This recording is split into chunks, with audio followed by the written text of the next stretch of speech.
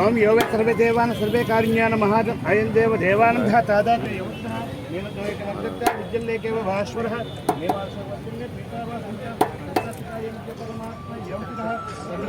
अयं मोक्षस्तमो दस्तो वेदांते प्रतिष्ठः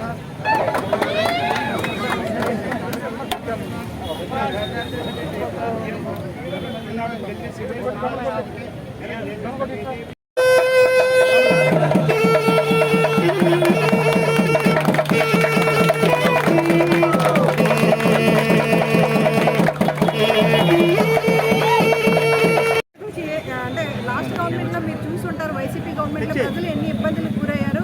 ఈరోజు ప్రజల చేత ప్రజల కొరకు ఎన్నుకోబడిన ప్రభుత్వం ఏదైనా ఉంది అంటే అది కూటమి ప్రభుత్వం. ఈరోజు ప్రజల కొరకు పనిచేసే ప్రభుత్వం, కేవలం రాజకీయాలకు అతీతంగా ఈరోజు ఎవరు వచ్చి నాకు ఈ పని కావాలని అడిగితే చేసే ప్రభుత్వం ఇది ప్రజాప్రభుత్వం.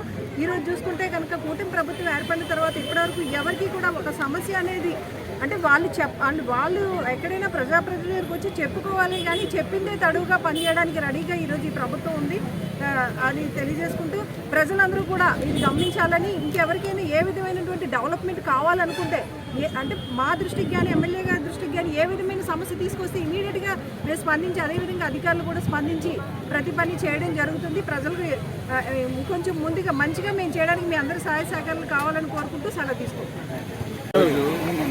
వార్డు నెంబర్ 53లో బాస్కెట్బాల్ కోర్టు, అట్లాగే షటిల్ కోర్టు, ఇదొకటి కాకుండా డ్రైన్స్ ఇవన్నీ కూడా గ్రీన్ గార్డెన్స్లో చేయడం శంకుస్థాపన చేయడం జరిగింది. ఈ శంకుస్థాపన కార్యక్రమానికి తెలుగుదేశం పార్టీ నాయకులు, అట్లాగే ఇక్కడ గ్రామ పెద్దలు, ఒకటే కాకుండా ఎవరైతే దీన్ని రేపు నుంచి షటిల్ కోర్ట్ని తర్వాత ఈ వాలీబాల్ దీన్ని కూడా వాడుకుంటారో ఇంకా వారందరూ కూడా రావడం జరిగింది. చాలా సంతోషం. అలాగే ఇంకా ఫ్యూచర్లో ఏదైనా కావాలంటే తప్పనిసరిగా డిస్ట్రిక్ట్ నాయకుల ద్వారా కానీ లేకపోతే మా దగ్గర తీసుకొచ్చి ఇవన్నీ కూడా చేస్తాము.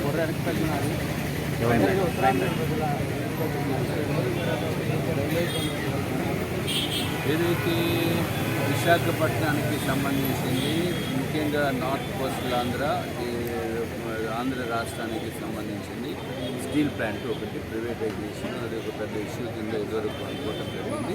అది కూడా లేకుండా కూటమి నాయకత్వం అది స్టీల్ ప్లాంట్ ప్రైవేటైజేషన్ లేకుండా కాపాడటం జరిగింది. ఒకటే కాకుండా ఏదైతే టెక్నికల్గా పాసిబిలిటీ లేనటువంటి రైల్వే జోన్, విశాఖ రైల్వే జోన్ని కూడా ఇప్పుడు ఈ ప్రభుత్వం వచ్చిన తర్వాత రైల్వే జోన్ సాధించడం జరిగింది. పాత ప్రభుత్వము జగన్మోహన్ రెడ్డి గారి టైంలో రైల్వే జోన్ శాంక్షన్ అయినప్పటికీ కూడా 5 years కూడా వారు ల్యాండ్ కూడా ఇవ్వలేనటువంటి పరిస్థితిలో ఉంది.